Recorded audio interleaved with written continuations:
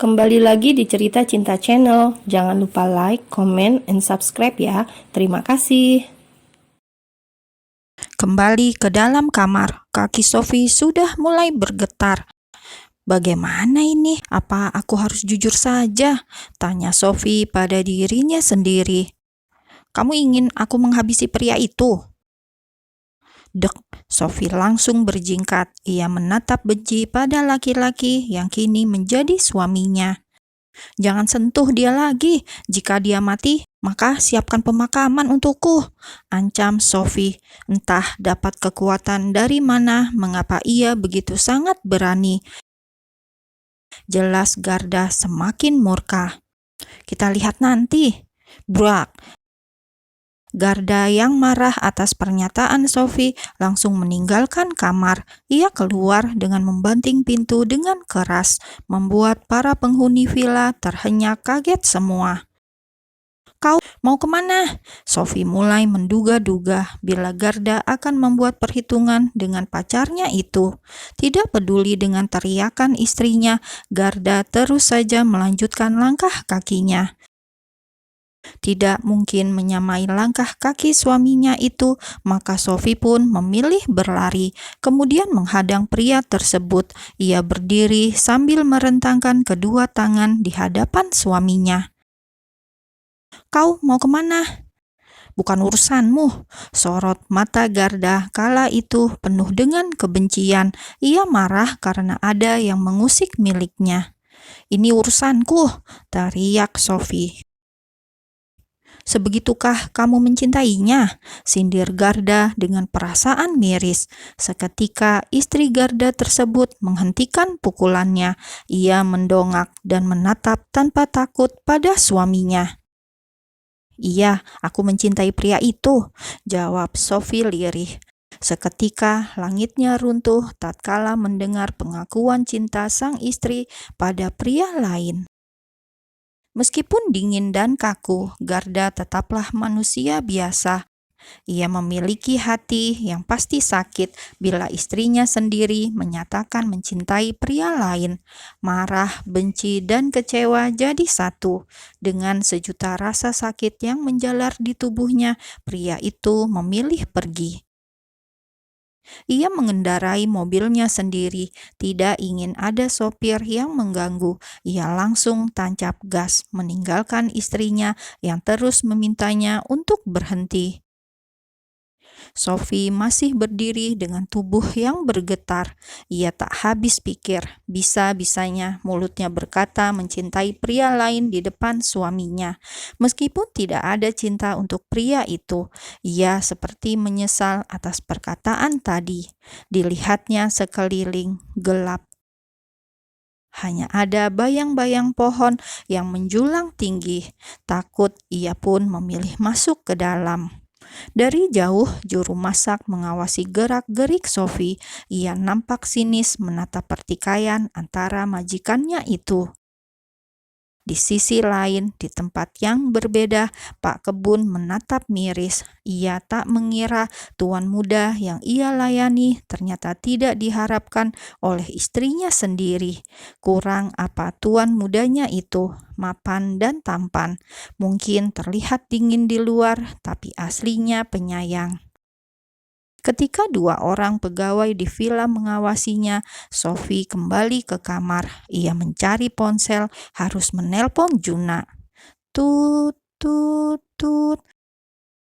Berkali-kali ia mencoba menghubungi pacarnya itu, namun tak kunjung tersambung. Apartemen Juna. Saat ini, pria itu tengah duduk di hadapan beberapa bodyguard Garda. Juna menatap acuh pada pria-pria kekar di depannya. Permainan kotor apa lagi yang akan Garda lakukan kali ini? Belum juga bekas luka lamanya hilang. Kalian mau apa? Juna menatap pria di depannya. Semua hanya diam dengan sikap siaga. Dua orang di antaranya menunggu di balik pintu, mencegah Juna bila ingin kabur. Saat akan beranjak, seseorang mendorong tubuhnya, membuat pria itu langsung terduduk lagi di tempatnya semula. "Hei, jangan keterlaluan," sentak Juna marah. Tidak tahan, ia balik mendorong para utusan garda tersebut. Namun sayang, jumlah mereka tak imbang. 1 lawan 9, jelas ia kalah. Setelah drama penyerangan itu, Juna memilih diam. Percuma melawan, jelas ia akan kembali kalah. "Lebih baik Anda diam, jangan sampai Anda menyesal," ancam orang itu dengan sorot mata tajam. "Cuih," Juna mencebik, ia mendengus kesal. Beberapa waktu kemudian, seseorang membuka pintu apartemen Juna. Para pengawal langsung menaruh hormat pada pria berjas serba hitam. Dialah suami Sofia. Akhirnya 2 orang yang mencintai wanita yang sama pun bertemu. Pandangan keduanya langsung beradu, saling menghujam, menatap penuh kebencian. "Bukannya dia sudah menjadi istrimu? Lalu ada urusan apa lagi denganku?" ujar Juna marah karena Garda sampai mengirim banyak orang ke tempat tinggalnya. "Jangan pernah muncul di depan Sophie." Garda melempar cek kosong pada pria itu. Ia akan memberikan berapapun untuk Juna agar pria itu pergi jauh. Dengan angkuh, Juna malah menyindir. "Kenapa? Apa kau tidak yakin pada dirimu sendiri? Kau suaminya kan?" Juna sudah berhasil memprovokasi Garda. Pria yang memendam api cemburu itu langsung saja menghajar Juna. 1 bogem mentah sudah mendarat di pipi Juna. Tidak tinggal diam, Juna yang juga sudah geram dari tadi balik menyerang. Tidak ingin terus ditindas, ia juga membalikan bogem yang diterimanya. Para pengawal langsung menangkap tangan yang sudah berani menghajar bos mereka. Namun Garda justru mengangkat tangannya, memberi isyarat agar para pengawal tetap mundur. Kali ini ia ingin berduet untuk melepas kekesalan yang mengakar dalam hatinya. 2 orang itu pun saling memukul, saling menghajar, hanya karena merebutkan wanita yang sama. Pada akhirnya mereka sama-sama babak belur, wajah keduanya sudah memar. Sedangkan para pengawal hanya bisa menonton dan diam karena Garda sendiri yang memintanya. Puas berduel, Garda kembali bernegosiasi. "Jangan pernah muncul di hadapan kami. Aku rasa Anda keliru bila mendatangiku. Katakan pada istrimu itu." Juna tersenyum remeh meskipun wajah sudah babak belur. Kembali tersulut emosi, Garda menarik kerah baju rivalnya. "Apa kau ingin mati?" Juna semakin menjadi. Ia semakin getol menertawakan Garda yang sepertinya kebakaran jenggot. Pria muda itu merasa di atas angin lantaran ia yakin bahwa Sophie saat ini masih menaruh hati pada dirinya. Jika tidak, mengapa suaminya susah payah mengejar-ngejar dirinya seperti saat ini? Melihat sikap Juna yang sepertinya menantang, Garda yang sudah dibutakan api cemburu kembali memberi bogem mentah untuk yang terakhir kali. Sebagai kenang-kenangan, ia mendaratkan kepalan tangan tepat di hidung rivalnya tersebut.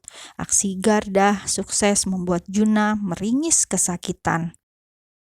Puas sudah menghajar, Garda membawa para pengawal untuk keluar. Sebelum keluar, ia menulis nominal di sebuah cek yang ia tinggalkan sebagai kompensasi atas pukulan-pukulan yang ia berikan. Kesal sekaligus kesakitan, Juna merobek cek itu tepat di hadapan Garda. Tidak peduli, Garda pergi begitu saja. Setelah menghajar Juna habis-habisan, kini ia duduk di jok belakang. Seorang supir akan mengantar ia kembali ke villa. Namun ketika ada persimpangan jalan, ia menyuruh supir untuk memutar arah. Pria yang masih patah hati itu meminta diantarkan ke tempat lain. Malam ini ia tak selera pulang ke villa dan bertemu dengan istrinya, hanya membuat hatinya lebih sakit. Cit, decitan mobil terdengar. Supir pribadinya sudah membuka pintu, mempersilahkan dirinya untuk keluar. Begitu masuk dalam sebuah klub, Garda yang sedang marah langsung menuju bar. Ia duduk di sana, kemudian memesan minum yang paling keras. Hatinya sakit lantaran Sophie. Ia ingin melupakan sakitnya itu untuk sejenak. Ia akan minum sampai lupa semuanya. Satu gelas langsung habis dengan sekali tegak. Gelas berikutnya ia habiskan juga. Lanjut sampai gelas kelima. Tanpa diundang, seorang gadis cantik aduhai menghampiri. Tanpa permisi, ia langsung duduk di sampingnya. Bermodal parasnya yang ayu, ia mengedipkan sebelah matanya, menggoda sang pria yang kesadarannya mulai berkurang. "Sof," ucap pria itu sembari membelai wajah gadis yang ada di depannya. Rupanya ia sudah berhalusinasi. Ia mengira gadis penggoda itu istrinya. Bagi si penggoda, mau Sof atau apapun, itu bukan hal yang penting. Asal pria itu menerima rayuan darinya, semua tak jadi masalah. "Apa hebatnya laki-laki itu? Bukannya aku lebih dari segalanya?" Garda mulai meracau. Ia juga mulai kasar. Dengan mata yang sudah mengembun, ia menatap seorang wanita yang ia kira istrinya. Ia bahkan mencengkram kuat kedua bahu si wanita, membuat wanita itu urung menggoda karena takut. Wanita itu akhirnya lari. Garda kembali meracau tak karuan. Berkali-kali ia menyebut nama istrinya. Kali ini nada suaranya terlihat sendu. Ada rona kecewa pada wajah tampannya itu. Sesaat kemudian wajahnya sudah menyatu dengan meja. Ia terkapar tak berdaya. Karena sudah hafal dengan kebiasaan sang bos, para pengawal pun mendekat, membawa bos mereka keluar bar dan pulang ke villa.